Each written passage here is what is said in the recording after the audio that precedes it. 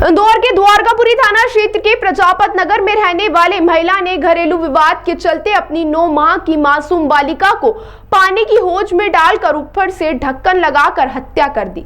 Police द्वारा चंद घंटे में इसका खुलासा किया गया। वहीं दरअसल पूरी घटना इंदौर के द्वारकापुरी थाना क्षेत्र के प्रजापत नगर की है, जहां द्वारकापुरी पुलिस को सूचना मिली थी कि एक 9 माह की बच्ची की पानी की हौज में गिरने से मौत हो गई। वहीं मौके पर पहुंची पुलिस ने बच्ची के शव को निकालकर पोस्टमार्टम के लिए हॉस्पिटल भिजवाया।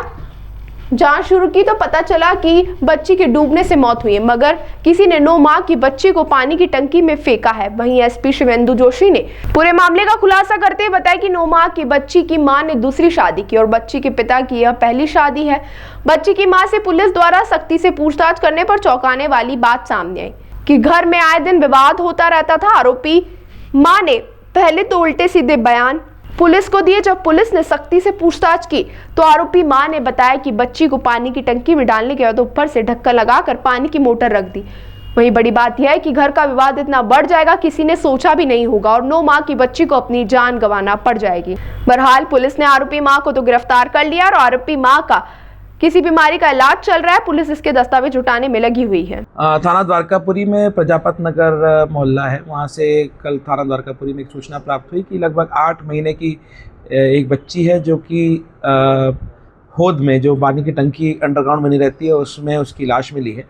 पुलिस ने मौके पर तत्काल पहुँच करके इसमें तस्दीक शुरू करी तो पुलिस ने प्रथम दृष्टया पाया कि लड़की जो है वो पानी की टंकी में है और उसकी मृत्यु हो चुकी है और पानी की टंकी को का ऊपर से ढक्कन लगा करके उस पर भारी वजन की मोटर रखना पाया गया। संदेह वहीं से उत्पन्न हुआ और संदेह के आधार पर जब परिवार वालों से पूछताछ शुरू की गई, मौके पर जब जो उसका घर है उसमें उसके पिता मौजूद थे, पर वो स्नान करने गए हुए थे, माँ काम कर रही थी। और जब माँ ने इस चीज़ के लिए बोला कि बच्ची गुम गई है और इसके लिए आसपास खोज खबर शुरू करी, संदेह वहाँ से उत्पन्न हुआ। परिवारजन जब थाने पहुँचे इसमें पुलिस ने तस्दीक शुरू की।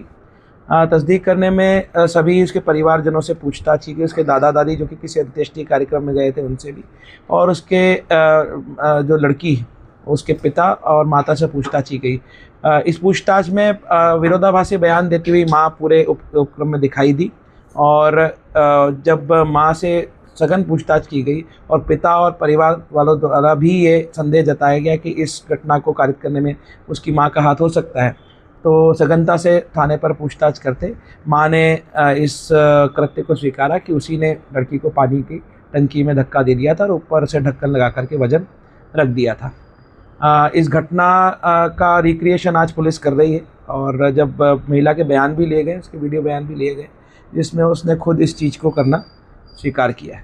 काफ़ी देर तक ये महिला जो है अपने परिवार के साथ में इस बच्ची को ढूंढने का नाटक भी करती रही, ऐसे में कैसे टूटी?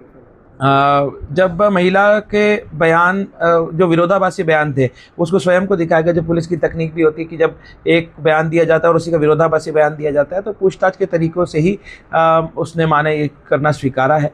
जो इसका कारण ये बताया जाता है कि घर में इनके सास ससुर और पति इन सब से बहुत ज़्यादा लड़ाई झगड़े की स्थिति उत्पन्न होती थी। दोनों ही पति पत्नी की दूसरा विवाह था, दूसरी शादी थी और उसी के चलते ये घटना को अंजाम दिया गया।